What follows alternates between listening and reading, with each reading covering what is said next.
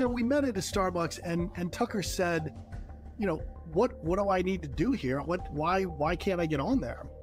So one time when I was talking to Matt, I said, you know, Tucker Carlson is distraught about not being able to go on the page, and Matt goes, well, he knows what he did. And I said, well, what does that mean? He's like, he did something, and he knows what it is, and I'm not running his stuff. And so I went back to Tucker and I said, hey, Tucker, it sounded like you had done something, and he was unhappy. And Tucker goes, oh man, that really still? He goes, we were both in the green room at Fox News one time, and I said to Matt, what are you up to? He was getting ready to go on a foreign trip. And, you know, then they parted ways, and Matt had been on the air and then left, and then Tucker goes on the air, and I guess they said to Tucker, you know, hey, you were just, you know, just chatting with Matt Drudge, and he goes, yeah, I hear he's off to Israel or Sweden or wherever he was going. And that made Matt so mad that he literally just was like, don't run anything from the Daily Caller. So after Tucker told me that story, I said, look, just give it a try. Just, you know, do a groveling apology to Matt and say, you're really sorry. You didn't mean to do anything, and you'll never do it again. And can you please run me?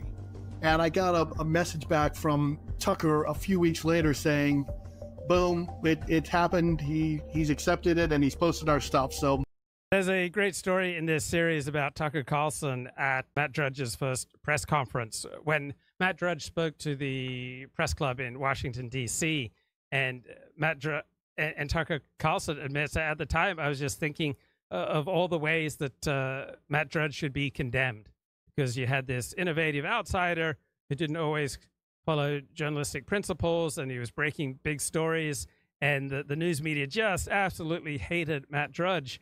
And Tucker made the interesting point that when you're young, right, you're particularly susceptible to peer pressure.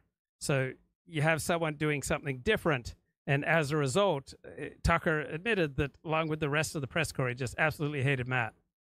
I guess Matt got over it, and after a big formal apology. Andrew Breitbart told me a sort of a depressing story one time.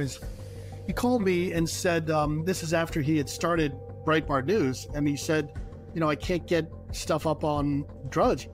Matt had told me before Breitbart left, he was concerned that...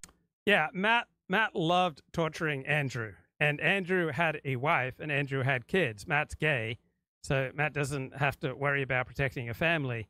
And so Andrew was very vulnerable to the whims of Matt Drudge's mood, and Matt Drudge delighted in inflicting pain on Andrew. That Breitbart was trying to cash in on the cachet of the Drudge Report.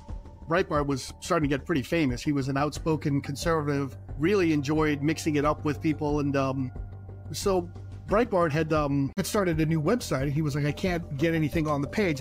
Matt said, you know, well, go ahead and get the wires, and I'll try to link to you and through you to the wires, the Associated Press, Reuters, those types of places. Breitbart called me and said, you know, I don't know why I can't get anything on the page. And a short time after that, I asked Matt about that, and he said, don't run any Breitbart stuff. And I didn't say why. I just said, okay. And he said, you know, just don't run anything from Breitbart. Breitbart, I think, spent something like $100,000 to get the wires, which are very expensive. And it was more than a year before Matt came back and said, okay, you can post Breitbart things now. I don't know what that was about, but Matt is kind of thin-skinned and somewhat vindictive, and so, you know, it might have just been punishment. It's the way Matt deals with other people that... Yeah, a lot of gay drama around Matt Drudge.